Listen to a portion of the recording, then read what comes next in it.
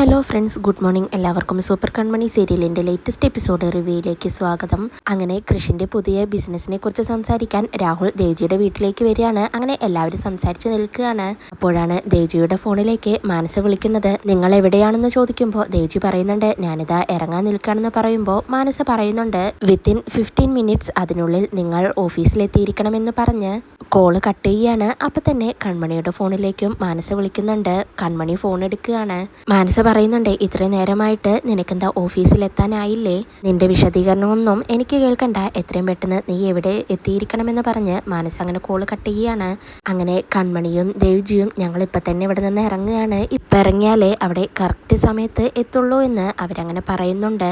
പിന്നീട് ജയമോഹനും മാനസയും കൂടി സംസാരിക്കുകയാണ്. ദേവ്ജിയും കൺമണിയും വന്നാൽ അച്ഛാ ഇനി അവരുടെ അടുത്ത് ഒരു വിട്ടുവീഴ്ചയ്ക്കും നിൽക്കരുത്, ഇതോടെ അവരുടെ സകല അഹങ്കാരവും നിർത്തിക്കണമെന്ന് മാനസ അങ്ങനെ പറയുകയാണ്. പിന്നീട് കൃഷി അങ്ങനെ കൺമണിയോട് പറയുന്നുണ്ട്, കൺമണി ഞാൻ പറഞ്ഞതല്ലേ ഇപ്പോൾ പോവരുതെന്ന്. പിന്നെന്താണെന്ന് അങ്ങനെ ചോദിക്കുമ്പോൾ ദേവ്ജി പറയുന്നുണ്ട്, കൃഷി നീ നിർബന്ധം പിടിക്കണ്ട, ഞങ്ങളെന്തായാലും ഇപ്പോൾ പോവാ, നിങ്ങളെല്ലാവരും ഉണ്ടല്ലോ, നിങ്ങൾ സംസാരിക്കുകയെന്ന് പറയാണ്. കൺമണി അങ്ങനെ കൃഷിനെ ആശ്വസിപ്പിക്കുന്നുണ്ട്.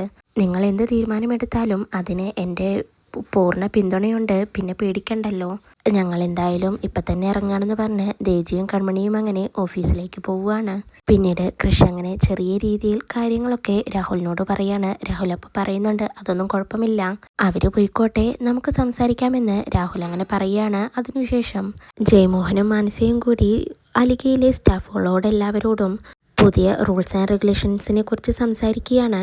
കൃത്യസമയത്ത് ഓഫീസിലെത്തിയിരിക്കണം, നിങ്ങളുടെ ജോലി കൃത്യസമയത്ത് നല്ലപോലെ തന്നെ ചെയ്യണമെന്നൊക്കെ അവരങ്ങനെ പറയാണ്. അപ്പോഴാണ് അങ്ങോട്ടേക്ക് കൺമണിയും ദേവ്ജിയും കൂടി വരുന്നത്. അവരെ കാണുന്നതും ജയമോഹൻ അവരോട് പോയി സംസാരിക്കുകയാണ്. ഇപ്പോൾ സമയം എത്രയായി ദേവ്ജി, നിങ്ങളെപ്പോലെ ഒരാൾ ഇങ്ങനെ ചെയ്യരുത്, ഇത്രയും എക്സ്പീരിയൻസ് ഉള്ള ഒരാൾ എങ്ങനെയാണ് വെയ്ക്ക് വരുന്നത്?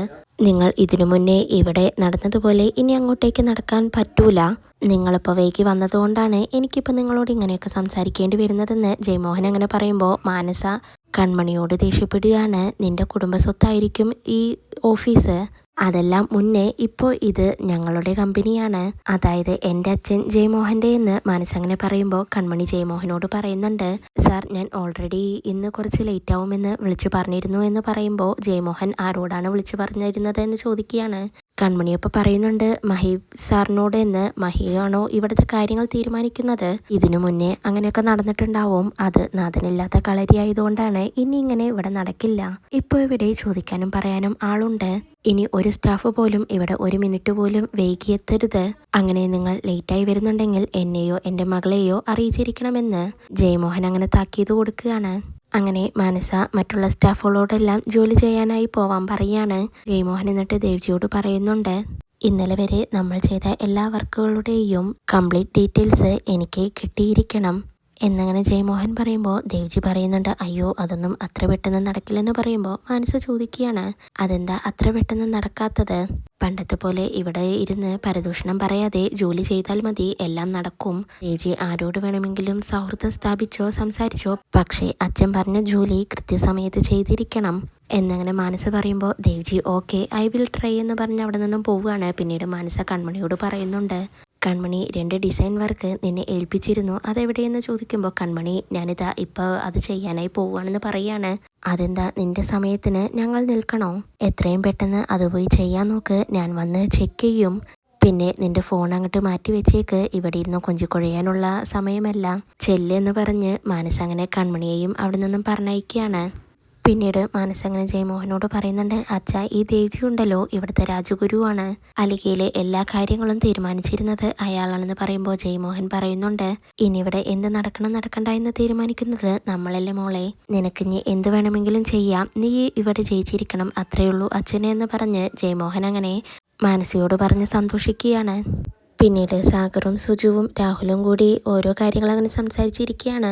അപ്പോഴാണ് പേഴ്സണലായി കൃഷി വന്ന് സാഗറിനോട് അച്ഛനൊന്ന് പുറത്തേക്ക് വരണം, എനിക്ക് സംസാരിക്കാനുണ്ടെന്ന് പറഞ്ഞ് വിളിച്ചിട്ട് പോകുന്നത്. പുറത്തുപോയി സാഗർ എന്താണ് കാര്യമെന്ന് കൃഷിനോട് അങ്ങനെ ചോദിക്കുകയാണ്. കൃഷപ്പ പറയുന്നുണ്ട്, അച്ഛാ എനിക്കെന്തോ ഇവിടെ ഫ്രീ ആവാൻ പറ്റുന്നില്ല, അച്ഛൻ കൊണ്ടുപോയി അമ്മയെ വീട്ടിൽ വിട്, എനിക്ക് അമ്മയുള്ളത് കൊണ്ട് ഒന്നും സംസാരിക്കാനായി പറ്റുന്നില്ല, അല്ലെങ്കിൽ പിന്നെ നമുക്ക് പിന്നീട് ഒരു ദിവസം രാഹുലിനോട് സംസാരിക്കാം, എന്നെല്ലാം കൃഷി അങ്ങനെ പറയുമ്പോൾ സാഗർ പറയുന്നുണ്ട്, അതിന് അവള് ഒന്നും പറഞ്ഞിട്ട് നിന്റെ അടുത്തേക്ക് വഴക്കിന് വന്നില്ലല്ലോ, നീയല്ലേ അവളടുത്ത് ഓരോന്ന് പറഞ്ഞിട്ട് പോകുന്നത്. ഇങ്ങനെ ഇഷ്ടമില്ലാത്തവരെ നിൽക്കുമ്പോൾ അവരുടെ മുന്നിൽ സംസാരിച്ച് നമ്മൾ നമ്മുടെ ധൈര്യം കാണിക്കുകയാണ് വേണ്ടത്, അതല്ലേ എന്നൊക്കെ സാഗർ അങ്ങനെ പറയുന്നുണ്ടെങ്കിലും കൃഷിയാണെങ്കിൽ ഒന്നിനെ സമ്മതിക്കുന്നില്ല. അമ്മയുള്ളതുകൊണ്ട് എനിക്ക് സംസാരിക്കാനായി പറ്റില്ല, അതുകൊണ്ട് ഇന്ന് ചർച്ച വേണ്ടെന്ന് പറയാണ്. അങ്ങനെ സംസാരിച്ച് കൃഷിന് ഒരു വിധത്തിൽ സാഗർ അങ്ങനെ മയപ്പെടുത്തിയെടുക്കുകയാണ്. അങ്ങനെ കൃഷും സാഗറും കൂടി വീണ്ടും അകത്തേക്ക് വരുന്നുണ്ട്. ആ സമയം കൊണ്ട് തന്നെ സുജുവും രാഹുലും കൂടി സംസാരിക്കുകയാണ്. സുജു അങ്ങനെ രാഹുലിനോട് പറയുന്നുണ്ട്, രാഹുൽ, എനിക്ക് നിന്നോട് ഒരു കാര്യം പറയാനുണ്ട്. ഒരിക്കലും നീയെ കൃഷിനെ ചതിക്കുകയോ അവനെ കൈവിടുകയോ ചെയ്യരുത് എന്നും അവൻ്റെ കൂടെ തന്നെ ഉണ്ടാവണം എന്നെല്ലാം അങ്ങനെ പറയുമ്പോൾ രാഹുൽ പറയുന്നുണ്ട്, ആൻറ്റിക്ക് ഇത്ര സ്നേഹമുണ്ടെങ്കിൽ പിന്നെ എന്തിനാണ് ആൻറ്റി ഇങ്ങനെ കൃഷിനോട് ചെയ്തത് എന്നെല്ലാം സുജുവിനോട് അങ്ങനെ രാഹുൽ തിരിച്ചു ചോദിക്കുകയാണ്. അപ്പോഴാണ് അങ്ങോട്ടേക്ക് സാഗറും കൃഷും കൂടി വരുന്നത്. രാഹുൽ അപ്പോൾ കൃഷിനോട് ചോദിക്കുന്നുണ്ട്, എന്താടാ ഞാനില്ലാതെ നിങ്ങൾ രണ്ടുപേരും കൂടി ഒരു ബിസിനസ് ചർച്ച എന്താണെന്ന് അങ്ങനെ ചോദിക്കുമ്പോൾ കൃഷി പറയുന്നുണ്ട്, ഇവിടെ വേറെ ചിലരുണ്ട്, അവരെക്കുറിച്ചായിരുന്നു ഞാൻ സംസാരിച്ചത് എന്ന് കൃഷി അങ്ങനെ പറയുമ്പോൾ സുജു പറയുന്നുണ്ട്, സാഗർ ഞാനെന്നാ കുടിക്കാൻ എന്തെങ്കിലും എടുക്കട്ടെ എന്ന് ചോദിക്കുകയാണ്. കൃഷി അപ്പോൾ എടുത്തു പറയുന്നുണ്ട്, രാഹുലെ ഞാൻ നിനക്ക് കാപ്പി ഉണ്ടാക്കി തരാം എന്നങ്ങനെ പറയുമ്പോൾ സുജു പറയുന്നുണ്ട്, അതെന്തിനാ ഞാൻ ഉണ്ടാക്കാമെന്ന് പറയാണ്. കൃഷിയാണെങ്കിൽ സുജുവിനൊന്നും വിട്ടുകൊടുക്കുന്നില്ല. രാഹുലിന് ഞാൻ തന്നെ കാപ്പി ഇട്ട് കൊടുത്തോളാം എന്ന് പറഞ്ഞ് അടുക്കളയിലേക്ക് പോവാനായി നിൽക്കുമ്പോൾ രാഹുൽ പറയുന്നുണ്ട്, എങ്കിൽ കൃഷിൻ്റെ കൂടെ ഞാനും വരാം, നിന്റെ പാചക വിദ്യയൊക്കെ ഞാനും ഒന്ന് അറിയട്ടെ എന്ന് പറഞ്ഞ് അവർ രണ്ടുപേരും അങ്ങനെ അടുക്കളയിലേക്ക് പോവുകയാണ്.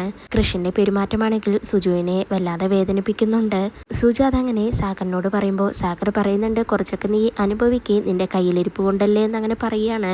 സുജു അപ്പോൾ സാഗറിനെ ഒന്ന് ചെറുതായി തല്ലിക്കൊണ്ട് പുഞ്ചിരിച്ചുകൊണ്ട് അങ്ങനെ നിൽക്കുകയാണ്.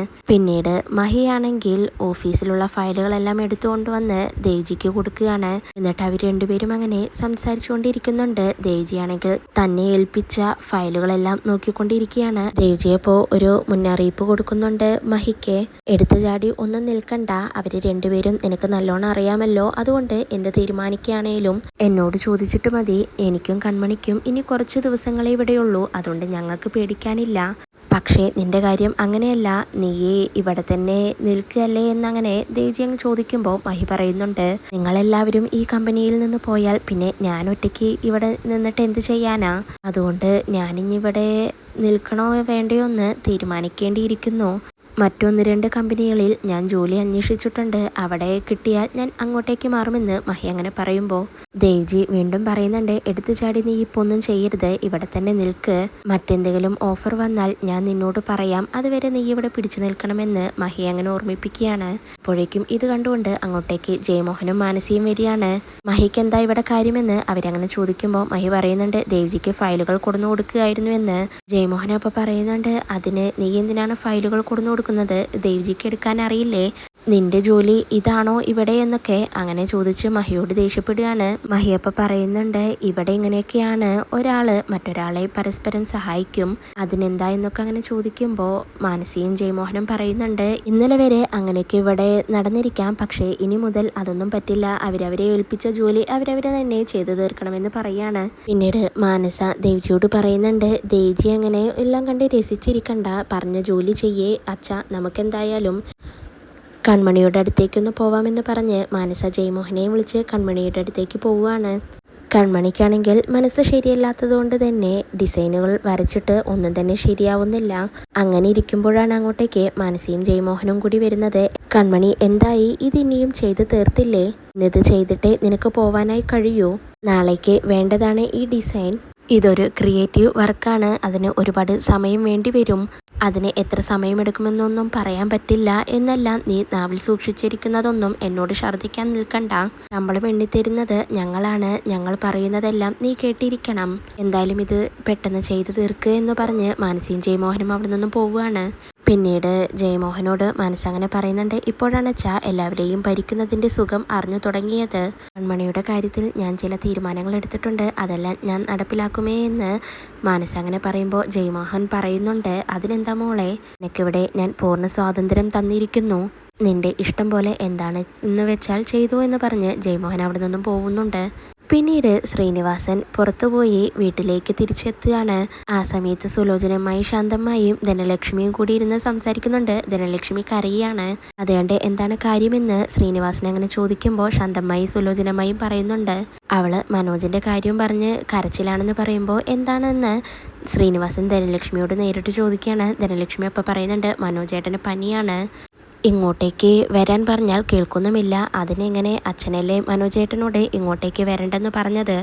ഇങ്ങോട്ടേക്ക് വന്നിട്ടുണ്ടെങ്കിൽ ഇവിടെ എന്തെങ്കിലും ഒരു ജോലി ചെയ്ത് ജീവിക്കാമായിരുന്നു. അതിന് അച്ഛൻ സമ്മതിക്കില്ലല്ലോ. ആ ആധാരം കൊടുത്തിട്ടുണ്ടെങ്കിൽ ഞങ്ങൾക്ക് എന്തെങ്കിലുമൊക്കെ ജോലി ഇവിടെ ചെയ്ത് ജീവിക്കാമായിരുന്നു എന്ന് ധനലക്ഷ്മി അങ്ങനെ പറയാണ്. അമ്മായിമാരപ്പോൾ പറയുന്നുണ്ട്, അപ്പോൾ ഈ കരച്ചിലിൻ്റെ അടവ് അതായിരുന്നു ആധാരം കയ്യിൽ കിട്ടാൻ. അതെന്തായാലും നടക്കാൻ പോകുന്നില്ല ധനലക്ഷ്മി എന്ന് അമ്മായിമാരങ്ങനെ പറയുന്നുണ്ട്. ശ്രീനിവാസനപ്പോൾ പറയാണ്, എന്തായാലും മനോജിന് വയ്യാത്തതല്ലേ, അവൻ ഇങ്ങോട്ടേക്ക് വരട്ടെ. അവന് ചെറുതായിട്ട് എന്തെങ്കിലുമൊക്കെ ജോലി ശരിയാക്കി കൊടുക്കാൻ എന്നെക്കൊണ്ട് കഴിയും. പക്ഷേ അവൻ ഇപ്പോൾ ചെയ്യുന്ന ജോലി തന്നെ ചെയ്യട്ടെ എന്ന് ശ്രീനിവാസൻ അങ്ങനെ പറയുമ്പോൾ ധനലക്ഷ്മി ശ്രീനിവാസനോട് ദേഷ്യപ്പെടുകയാണ്. എന്നാലും അച്ഛൻ ഈ വീടിൻ്റെ ആധാരം ഞങ്ങൾക്ക് തരില്ലാലേ, പലിശയ്ക്ക് തന്നാലും മതി. പക്ഷേ അതിനും അച്ഛന് സമ്മതമല്ലല്ലോ. അച്ഛനായി ആധാരം കെട്ടിപ്പിടിച്ചുകൊണ്ട് ഇവിടെ ഇരുന്നോ എന്നും പറഞ്ഞ് ധനലക്ഷ്മി അങ്ങനെ ശ്രീനിവാസനെ പരമാവധി കുറ്റപ്പെടുത്തിക്കൊണ്ട് അകത്തേക്ക് പോവുകയാണ്. ശ്രീനിവാസനാണെങ്കിൽ സങ്കടത്താൽ അങ്ങനെ നിൽക്കുകയാണ്. അമ്മായിമാരപ്പോൾ ശ്രീനിവാസനെ ആശ്വസിപ്പിക്കുന്നുണ്ട്. ആധാരവും കൂടി കയ്യിൽ കിട്ടി, അതെങ്ങനെയെങ്കിലും നശിപ്പിച്ചിട്ടേ അവളിഞ്ഞ് അടങ്ങുള്ളൂ ഏട്ടാ എന്ന് പറഞ്ഞ് അമ്മായിമാരം അങ്ങനെ അകത്തേക്ക് പോവുകയാണ്. പിന്നീട് ദേവ്ജിയുടെ വീട്ടിലേക്ക് കൃപ വരുന്നുണ്ട്. ആ സമയത്ത് രാഹുൽ അങ്ങനെ വീട്ടുമുറ്റത്ത് ഒറ്റയ്ക്ക് അങ്ങനെ നിൽക്കുകയാണ് ഫോണിൽ നോക്കിക്കൊണ്ട്. കൃപ അങ്ങനെ വരുന്നത് കണ്ട് രാഹുൽ ആരാണെന്ന് ചോദിക്കുകയാണ്. കൃപ അപ്പം തിരിച്ചു ചോദിക്കുന്നുണ്ട്, നിങ്ങൾ ആരാണെന്ന്. രാഹുൽ അപ്പം പറയുന്നുണ്ട്, താൻ ഈ വീട്ടിലെ അല്ലല്ലോ, ഒരു വീട്ടിലേക്ക് കയറി വരുമ്പോൾ ചില മര്യാദകളൊക്കെ ഉണ്ട് എന്ന് കൃപയോട് അങ്ങനെ പറയാണ്. ഇതോടെയാണ് ഇന്നത്തെ എപ്പിസോഡ് അവസാനിക്കുന്നത്.